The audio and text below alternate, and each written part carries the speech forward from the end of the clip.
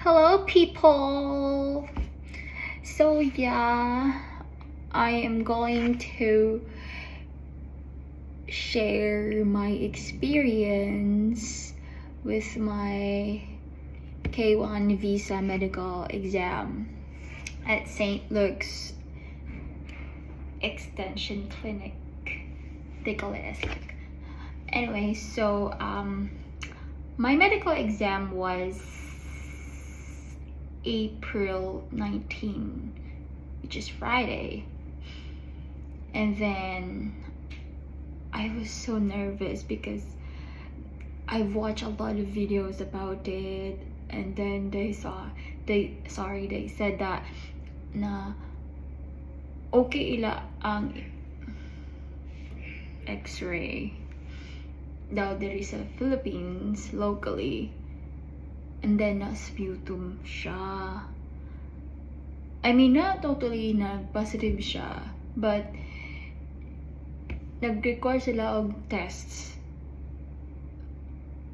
para mahibalaan kung negative or positive pa siya. So, it'll take days. So, madelay mo ang interview and all. So, I was so nervous. Like, before that day, I cannot sleep. I mean, I am not at ease. Like, so like, nakulbaan kay ko ba? Hello guys sa mga Bisaya diha, shout out. So, yeah. And then, so my appointment was 12, but I went there early. Like, arrived there at 9. So, nagstay ko sa ako Ingagaw dito sa Laguna. So, from Laguna, Calamba, Laguna to Manila, I thought it'll take me like 3 hours of travel plus traffic, but it'll take kaning 1 hour lang siya. So mao to siya ni sulod ko magpalitin mag face mask kay dapat mag face mask mo pag sulod sa hospital kasi it's hospital and they're strict, super strict. Like, nakabutang dito sa pagsulod na ko, kitawag na ang 4-12 nga schedule. So, kitawag na may nakabutang dito sa mga window. Nga pag naakay symptoms like cough, like da-da-da-da-da, we are not gonna continue the process. Kuya Juan. So, ikaw dito, usay piyo kay makaubo piyo ka bago kay ubo, diba? Murag, diba? So, anyway, kanang mo to. Then, dapat maminaw ka sa kahina-hina ba kayo tingin dito sa pagkunaw. Then, maski makijig ka sa tapad, kay magsijig up naman sa tapad, uy, masitay ka nga visa, Cherlu, ek, bro. Then, bakit maminaw ka, number, naman tayong green, naman na yung kaning mga tag. So,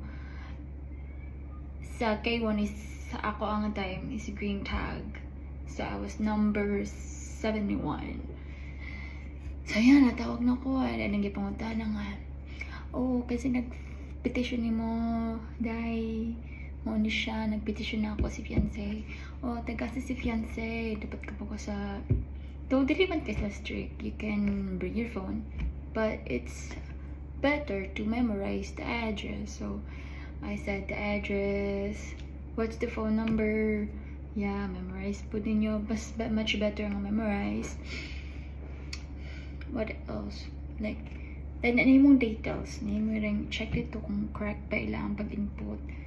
And then, mga series of questions na nakailan to bakag US, nag-tour si Bisa baka dito sa una, nag-casting night na naka-adto bakag lang nasod before. So, if wala ka naka-adto like me, then just say no. Excuse me. So, after ato, saan nakaikot sunod ato?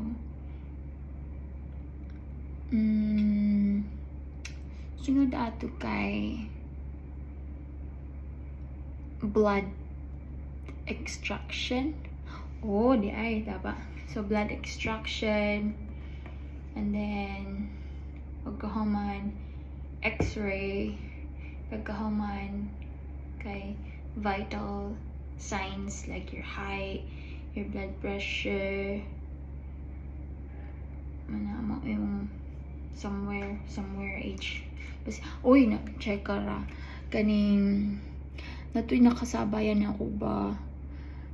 Dili yung tata siya sputum, but, taas man niya ang BP. So, wala siya proceed to vaccination.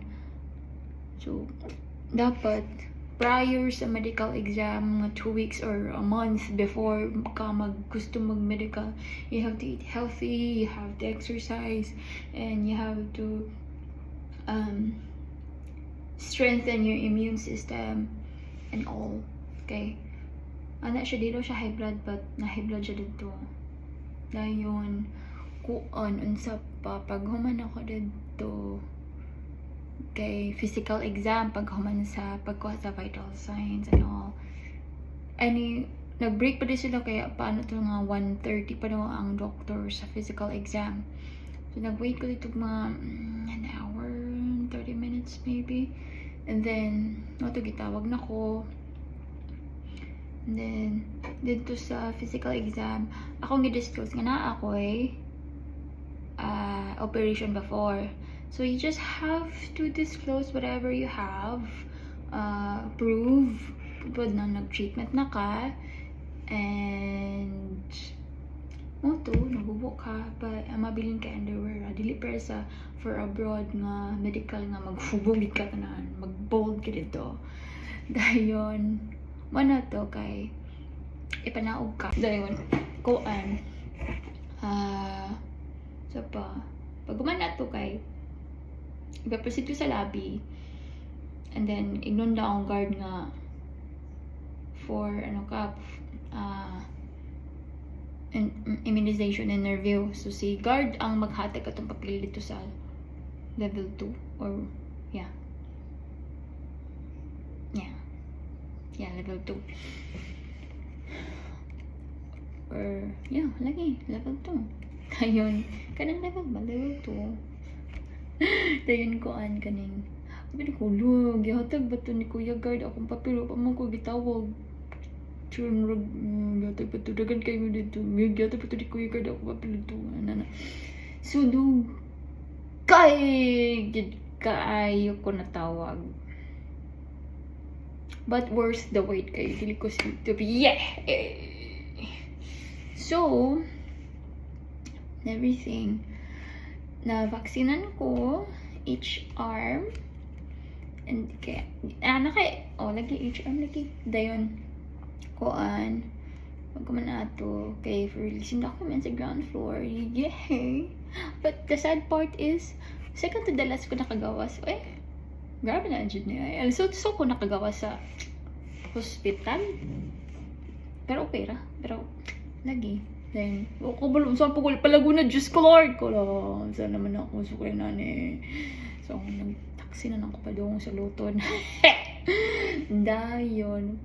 Yes, I'm so happy. Gitagaan ko ito nilang, itong envelope ko doon at open. Itong CD nga, nakabutang din mga x-ray.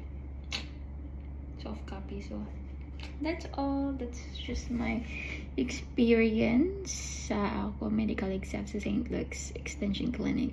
So thank you for watching and have a great day.